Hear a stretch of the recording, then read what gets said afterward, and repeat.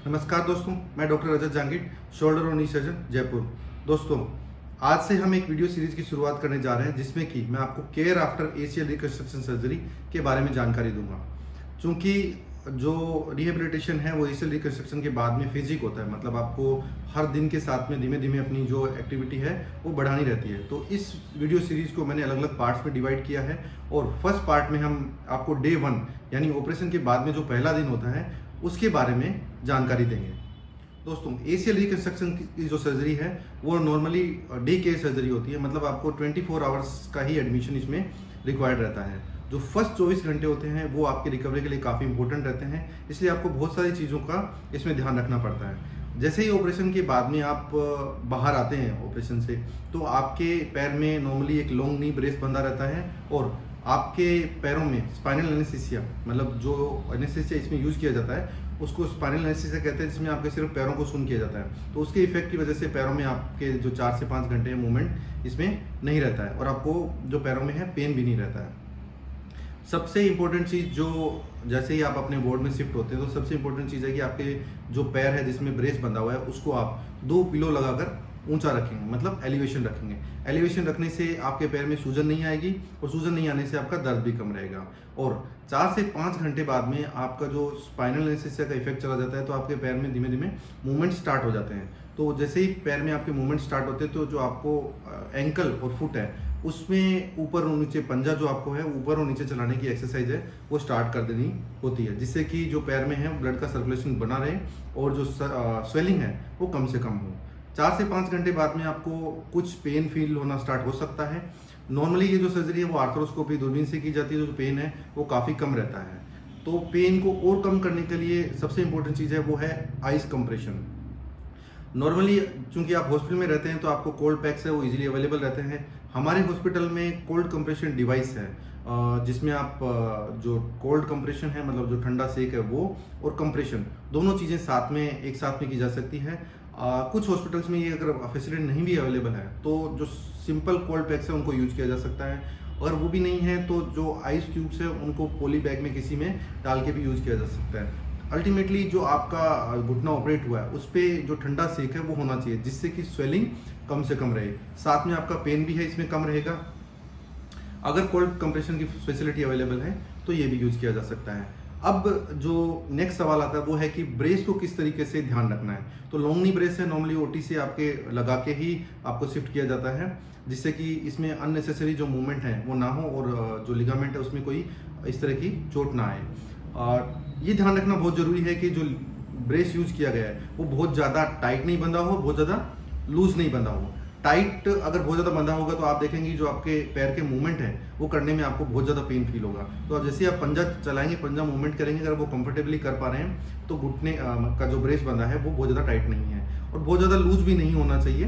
उसके जो स्ट्रैप्स है उनके बीच में बहुत ज़्यादा गैप नहीं रहना चाहिए।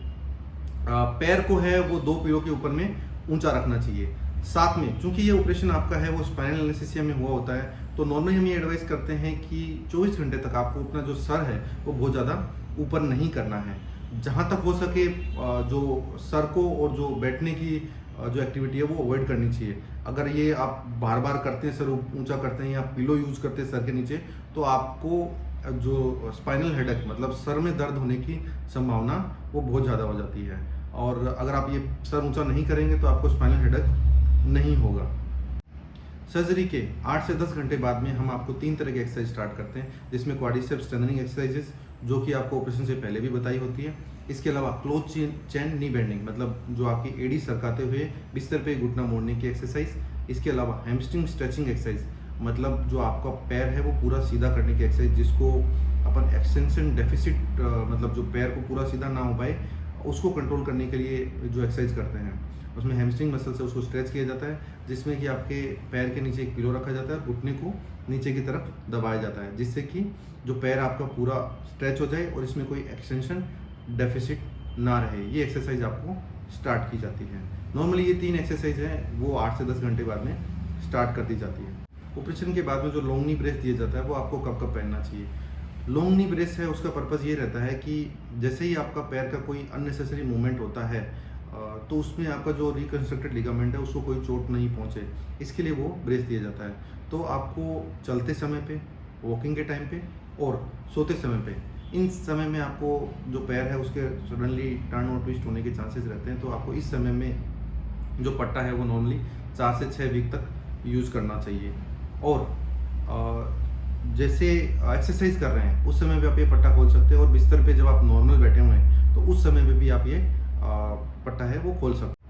एसीएल रिकंस्ट्रक्शन के बाद में जो गेट ट्रेनिंग या जो चलने की प्रक्रिया है वो नॉर्मली अपने 24 आवर्स के बाद में, जब स्पाइनल एनेस्थीसिया का इफेक्ट चला जाता है उसके बाद में स्टार्ट करते हैं। और इसमें जो पैर पे वजन है वो अप्रोक्सीमेटली अपन स्टार्टिंग जो डे है उसमें 50% या पार्शियल वेट बेयर पैर पे वजन रखने के लिए कहते हैं। मतलब आपको पैर पे पूरा वजन नहीं डालना होता है। कुछ स्पेसिफिक केसेस में जिसमें एसीएल के साथ में और भी सर्जरी होते हैं तो वो वेट बेयर है वो और भी डिले किया जा सकता है। जो ब्रेस है उसका यूज़ करते हुए नॉर्मली टॉयलेट के लिए आप खुद जा सकते हैं। इसके अलावा एक बड़ा इंपॉर्टेंट सवाल है कि बाथ आप कब ले सकते हैं। तो जब तक आपके टाँके नहीं निकल जाते हैं, मतलब 10 to 15 डेज़ के बीच में हम लोग नॉर्मली टाँके निकालते हैं, तो इस ड्यूरेशन में नॉर्मली आपको बात है वो अवॉइड करना चाहिए। लेकिन कुछ स्पेसिफिक कंडीशंस में अगर आप एक प्रोटेक्टिव ड्रेसिंग आती है, मतलब उसके एक पॉली बैग आता है वो आप पूरे पैर पे पहनकर वो कर सकते हैं। लेकिन अगर पानी आपके ड्रेसिंग में जाता है तो इन्फेक्शन का रिस्क हमेशा बना रहता है। तो हमारा एडवाइस यही रहता है कि आप बाथिंग एक्टिविटी है वो सूचर रिमूवल के 1-2 दिन बाद तक नॉर्मली अवॉइड करें। ऑपरेशन के अप्रोक्सीमेटली 24 आवर्स के बाद में जब आपके ज़्यादा पेन नहीं होता है, स्वेलिंग नहीं होती है, आपकी एक्सरसाइज आप सीख जाते हैं और आपकी गेट ट्रेनिंग हो जाती है, आप टॉयलेट ट्रेनिंग हो जाती है, टॉयलेट तक आप अपने वॉकर और अपने ब्रेस के साथ में नॉर्मली जा पाते हैं, तो आपको नॉर्मली हॉस्पिटल से डिस्चार्ज किया जाता है। डिस्चार्ज के समय में आपको 4 से 5 तरह की मेडिसिन दी जाती है जो कि आपको रेगुलर देने की सलाह दी जाती है।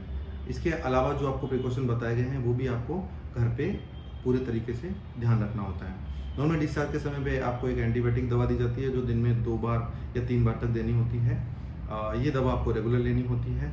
इसके अलावा आपको एक पेन किलर दवा दी जाती है जो आपको बिल्कुल रेगुलर लेनी होती है, 2 या 3 बार तक आप इसको ले सकते हैं। इसके अलावा आपको एक एंटासिड दवाई दी जाती है जिससे पेट में आपको एसिडिटी ना हो, जिससे आप एंटीबायोटिक और जो पेन किलर यूज़ करें उसकी वजह से आपको एसिडिटी भी हो सकती है। इसके अलावा आपको एक मेडिसिन और दी जाती है जो कि आपके पैर में स्वेलिंग कम रखती है। ये आपको नॉर्मली जो दवा है वो भूखे पेट लेनी होती है, मतलब आपको किसी खाने के साथ में इस दवा को नहीं लेना होता है। ये दवा भी आपको नॉर्मली 2 से 3 बार तक दी जाती है। तो ये दवाएं आपको घर पे रेगुलर लेनी होती है। इसके अलावा जो आपको प्रिकॉशन हमने बताए वो आपको रेगुलर ध्यान रखने होते हैं। नॉर्मली ये प्रोटोकॉल है ऑलमोस्ट सभी डॉक्टर्स में सेम रहता है, लेकिन सबका ये प्रोटोकॉल है वो डिपेंडिंग अपॉन द पेशेंट की रिकवरी क्या है, पेशेंट के और उसके साथ में कोई सर्जरी हुई है वो वेरी हो सकता है। बट जो हमने आपको ये सावधानियाँ सारी चीज़ें बताई है ये पेशेंट टू पेशेंट वेरी भी कर सकती है, बट ये जनरल में हमने आपको बताने की कोशिश करी है। इसमें जो आपका डॉक्टर है वो उसमें आपकी कंडीशन के हिसाब से उसमें वेरिएशन भी कर सकते हैं। नेक्स्ट वीडियो में मैं आपको जानकारी दूंगा कि सेकंड डे से सेकंड वीक, मतलब आपके 2 दिन से लेकर 14 दिन के बीच में आपको एसीएल रिकंस्ट्रक्शन सर्जरी में क्या क्या सावधानियां रखनी चाहिए। धन्यवाद दोस्तों।